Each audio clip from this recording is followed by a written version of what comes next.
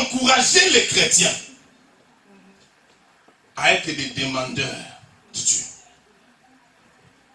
Parce que les versets bibliques qui nous incitent à demander Dieu, ces versets sont plus nombreux que les versets des gens qui nous interdisent de beaucoup demander. On nous a toujours dit, je l'avais dit la fois dernière, qu'un chrétien spirituel est un chrétien qui ne demande pas beaucoup à Dieu. C'est pas ça? Un chrétien spirituel est un chrétien qui adore Dieu, qui loue Dieu.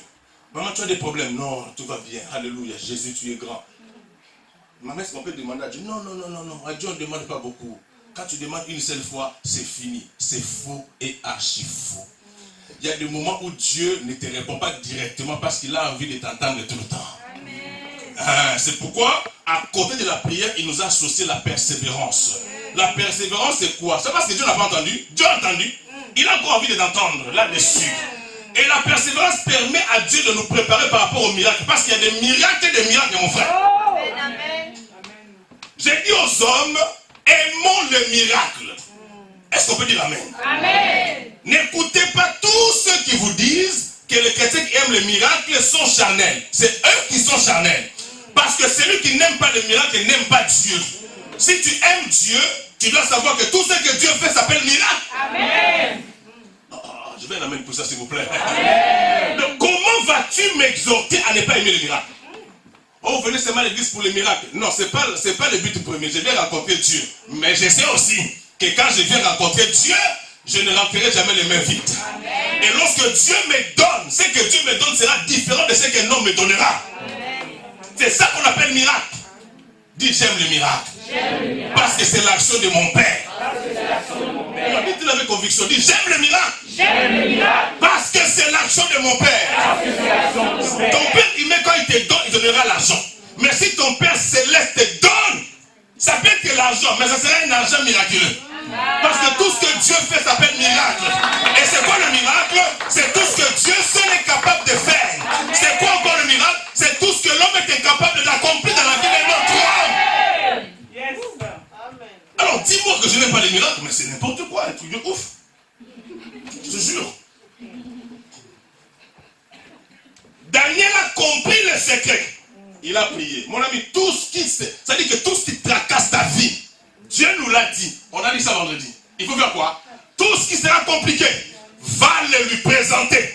Dans Matthieu 11, 28, il dit, venez à moi. C'est lui-même qui nous appelle. On était tranquille chez nous. Lui-même nous invite, il dit, venez à moi. Vous tous qui êtes fatigués par des dettes, fatigués par des problèmes, fatigués par les célibats, fatigués par la maladie. Oh, vous aimez seulement Dieu pour les miracles. J'aime ça. Toi, tu t'aimes pas. C'est toi, ton problème. C'est ma bouche, c'est mon corps, c'est ma vie. Quel est ton problème? Oh, vous savez, les chrétiens aujourd'hui, ils aiment seulement les miracles. Il faut écouter les gens. Eh, amen. Nous, on veut seulement les ciels. Demande à Dieu la mort. Va aussi. Dieu. N'aime pas les miracles. Dis, j'aime les miracles. J'aime le miracle. Non, ne sois pas trop spirituel. Dis, j'aime les miracles. J'aime le miracle. Moi, j'aime les miracles. Parce que ça fait partie de choses qui donnent gloire à Dieu. Venez à moi, vous tous qui êtes fatigués et chargés, et je vous donnerai du repos. C'est moi qui ai dit ça. C'est lui-même, non? Dieu encourage les gens à lui demander. Et qui es-tu, toi, homme, qui va décourager les gens à demander à Dieu? Ça, c'est quel évangile? Déjà, l'évangile, par essence, veut dire bonne nouvelle. N'est-ce pas une bonne nouvelle? Que celui qui est plus que Neymar, celui qui est plus que Bill Gates, nous invite, nous qui sommes fatigués par les problèmes, à aller lui présenter le problème. Et toi qui es-tu, homme, qui va t'interposer n'importe quoi? Dis, j'aime les miracles. J'aime le miracle. Tu peux, pendant qu'elle pèse là, tu peux recevoir ces miracles. Parce que Dieu n'attend pas savoir qu'on lui donne. Vous savez, nous, chez nous, au Congo, bon, je n'encourage pas toujours ça, mais c'est un exemple seulement parmi tant d'autres. Il y a des gens qui ont tellement beaucoup d'argent, que ce soit l'argent du diable ou de Dieu, je ne sais pas. Toi, c'est que tu les vois dans leur voiture, ils jettent l'argent partout. Tu as jamais vu ça? Il faut aller là-bas. Ils jettent l'argent. Et les gens se cognent, ils se disputent, ils se précipitent pour avoir l'argent. Vous ne leur avez pas demandé. eux-mêmes, ils commencent à jeter l'argent. Si un homme est capable de faire ça, ça veut dire que Dieu, au-delà des demandes, il y a des moments où Dieu est assis sur son trône. Il voit seulement comment tu danses. Il voit seulement comment tu le loues. Il voit seulement comment tu crois en lui. Il te dit, allez, ramasse. Et qui es-tu, toi, qui va m'imposer une loi diabolo-satanique pendant mon nuit, sortir toute votre affaire? On ne te demande pas. Aujourd'hui, on demande de pouvoir seulement adorer Dieu. C'est pas adorer Dieu d'abord pour toi. Il faut écrire le mot d'abord.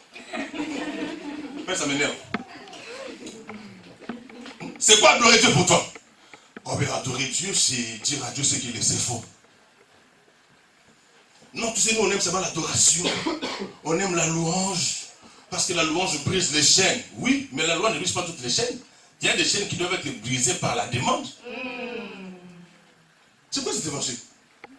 D'ailleurs, je vous assure que Dieu, parmi les recommandations de la Bible, celles qui sont en rapport avec les demandes, sont plus nombreuses.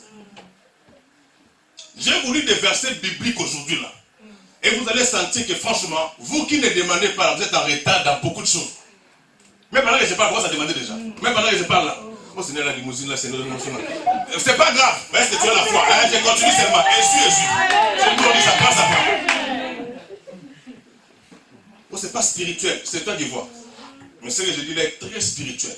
Un chrétien spirituel, c'est un chrétien qui peut passer même des heures et des heures en train de demander à Dieu.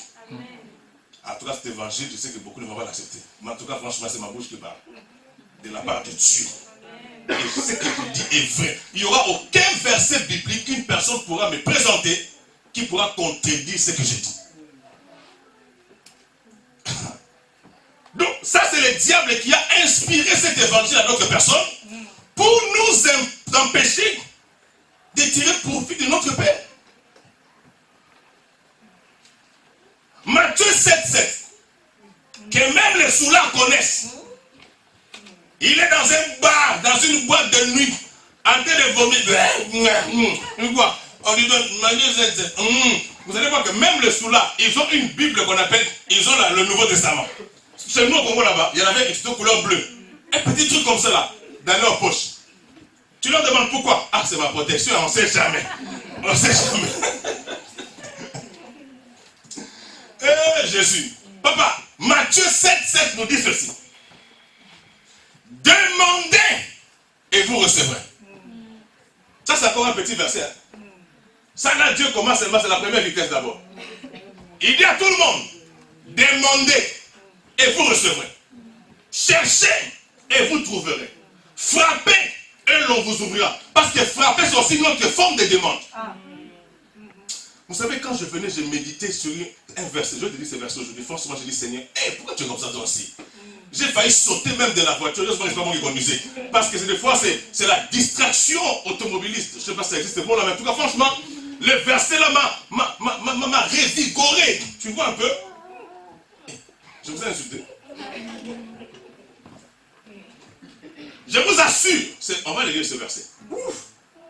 Je prêche, mais aujourd'hui seulement là. Non, Dieu, tu es bon.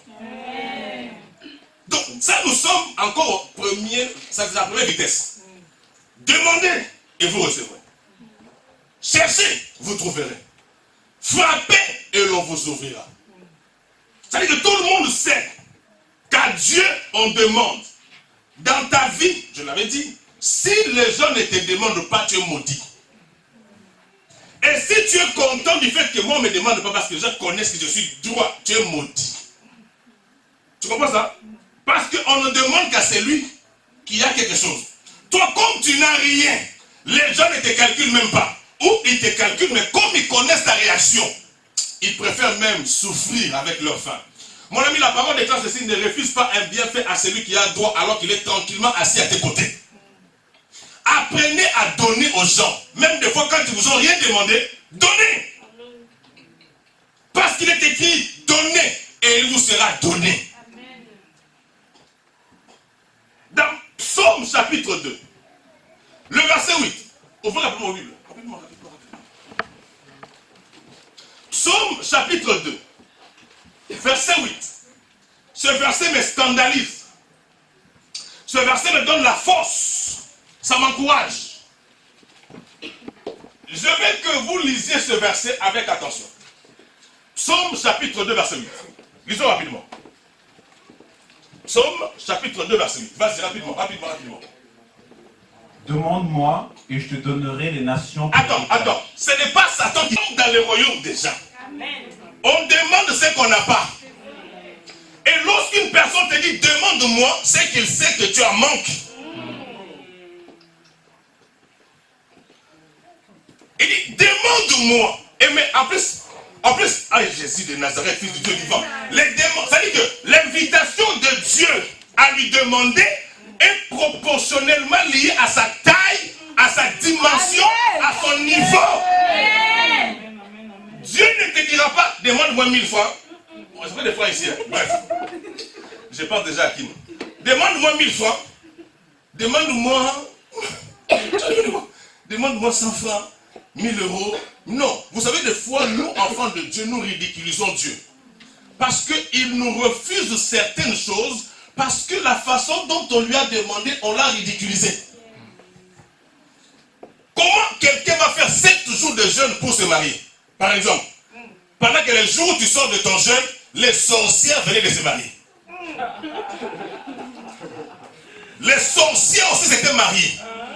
Ça veut dire que pendant que tu fais des tractations avec Dieu pour te marier pendant une semaine, il y a des gens qui se sont aimés lundi et samedi, quand tu sors de ton jeûne, ils se sont dit oui et ils se sont mariés. Et pendant ce temps, des prières comme ça, Dieu bouche ses oreilles.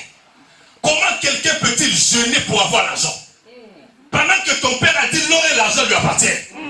Demande-lui les secrets pour savoir comment est-ce qu'on peut avoir l'argent. Ou si tu es pressé du Seigneur, j'ai besoin de 1000 maintenant, donne-moi seulement. Papa, tu n'as pas foi en Dieu parce que tu ne le connais pas. Le jour où tu connaîtras celui qui vit en toi, même ta façon de demander va changer. Qu'ils soient maudits tous ces messages qui interdisent aux hommes de demander à Dieu. Nous sommes des adeptes de la démandologie. Bon, c'est un mais comprenez seulement. De la quémandologie. Je demanderai à Dieu parce que c'est mon Père. Il dit, méchant comme vous êtes, vous savez donner les bonnes choses à vos enfants. Lorsqu'ils vous demandent un poisson, vous ne leur donnerez jamais un serpent. Lorsqu'ils vous demandent du pain, vous ne leur donnerez pas une pierre. Il dit, mais méchant comme vous êtes. Mais vous savez quand même donner à vos enfants ce qu'ils vous demandent. Il dit, et moi, votre Père Céleste. Écoute bien ça que Dieu dit. Il dit quoi? Demandez-moi. Et je ferai quoi? Je te donnerai les nations pour héritage. My God. Il ne parle pas d'argent. Imagine-toi que Dieu te donne un pays comme la République démocratique du Congo. Le pays là devient à toi. Maintenant, toi, tes demandes, ce sont des demandes de papier, des demandes de régularisation, pendant que celui que tu invoques, il a dépassé le niveau de régularisation. Toi, ta régularisation, c'est l'affaire d'un préfet.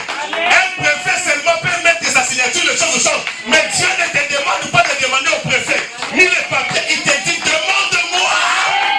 Je te donnerai des nations. Jusque-là, il n'y a qu'une seule personne qui honore cet engagement. Non, c'est gênant. La reine d'Angleterre. Plus d'une dizaine de pays lui appartiennent. En propre. Un pays comme le Congo, pillé, spolié. Les gens volent depuis le roi. Comment il s'appelle encore le monsieur là? Léopold. Jean-Paul II. Léopold. Depuis Léopold II, le vol au Congo est plus âgé que plusieurs parmi nous ici. Les vols au Congo, c'est depuis 1800. Mais ce pays est toujours riche. Posez-moi la question de savoir qui va remettre quand les gens volent.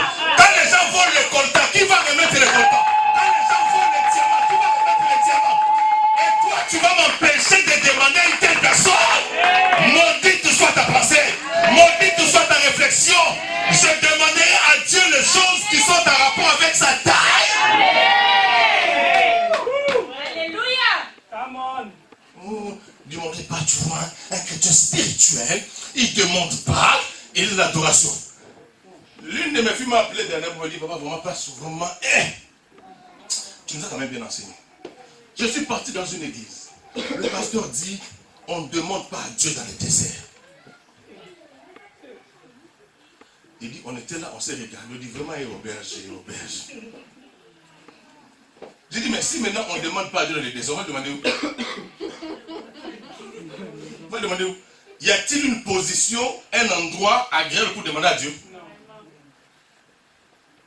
Dieu, il est tellement bon qu'il nous donne des fois, on ne l'a même pas demandé. Agar n'a rien demandé à Dieu. Mais Dieu va lui ouvrir les yeux pour qu'elle voie un puits d'eau. Pas un verre. Pas un verre. Oh, merci. Laissez un bis même de l'eau. Là, je n'ai pas le temps.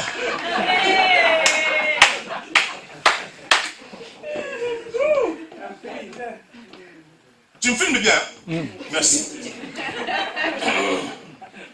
Donc, Dieu, pour monter à Agar, que je suis différent de ton mari. Ton mari t'a donné une goutte. Mais moi, je te donne un puits. Non, criez bien, criez bien, criez bien. Et pendant que tu dis que tu reçois quelque chose, my God, c'est ça la puissance de l'évangile. Qui est le salut de quiconque croit. Dieu dit à Abraham, donne good. Je parle comme ivoirien. Abraham donne good. Mais moi donne puits. Est-ce que tu imagines ça? Et ce puits était caché là où la femme pleurait. Ça veut dire que le puits n'existait pas. Mais Dieu l'a inventé. Quand Dieu était créé miracle, il est celui qui fait le chemin là où il n'avait pas. C'est lui qu'on appelle Jésus. C'est lui qui est mort, qui est ressuscité du troisième jour. C'est celui qui donne la vie aux morts. Reçois quelque chose.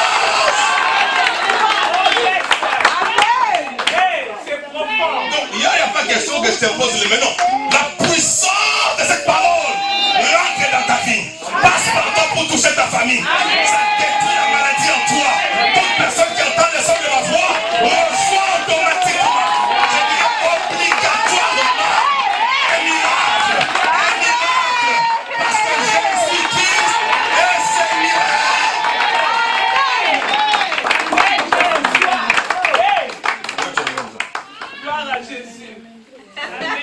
Donc, j'étais en train de dire que, attends, c'est pas de la blague.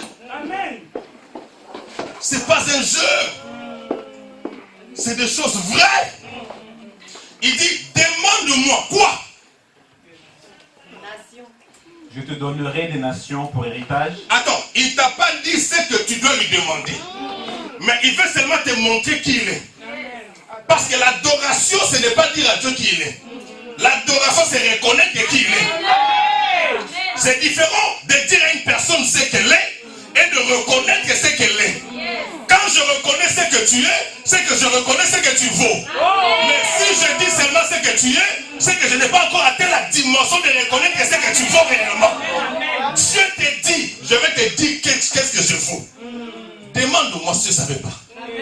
Si tu me demandes, moi, je donnerai des nations. Quand tu penses au papier, tu ridiculises Dieu. Un préfet te dit autorisation de quitter le territoire français et tu commences à pleurer. Pendant que Dieu te dit, lui c'est Abraham qui donne des cours de gens. Moi je suis Dieu qui crée des chemins là où il n'y en avait pas. Des réactions s'il vous plaît, des réactions. Le Dieu ne n'aime pas ça, le Dieu ne n'aime pas ça.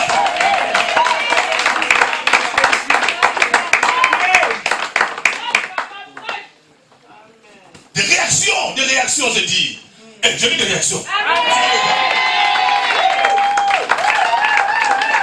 Et je te donnerai des nations pour héritage. Des nations pour héritage. Continue. Les extrémités de la terre. Les extrémités de la terre. Ça veut dire que là, Dieu est fâché. Il veut te faire sentir de quel bois on dit quoi, de quel bois il se chauffe. Je peux le compter, je sais pas.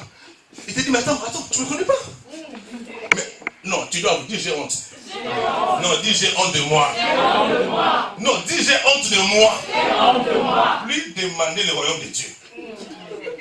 Maintenant, vous allez voir que toutes vos demandes là sont tellement inutiles. Des demandes bénignes. Des demandes de l'école gardienne. C'est juste ici. Non. fraîche. Tu as demandé à Dieu, tu commences à pleurer même. Tu n'as même pas encore demandé, mais tu commences à pleurer. Dieu, comme il connaît tout, il dit, Ange, parlons d'autre chose. Il dit, non, papa, est-ce qu'on ne peut pas l'attendre? Non, je connais ce qu'il va me demander. Il va te demander quoi? Oh, son mari n'est pas gentil. Est-ce que je ne peux pas changer son mari? Est-ce que vraiment j'ai du temps à perdre à changer son mari? Est-ce que cette fille me reconnaît réellement? Elle sait ce que moi je vaux?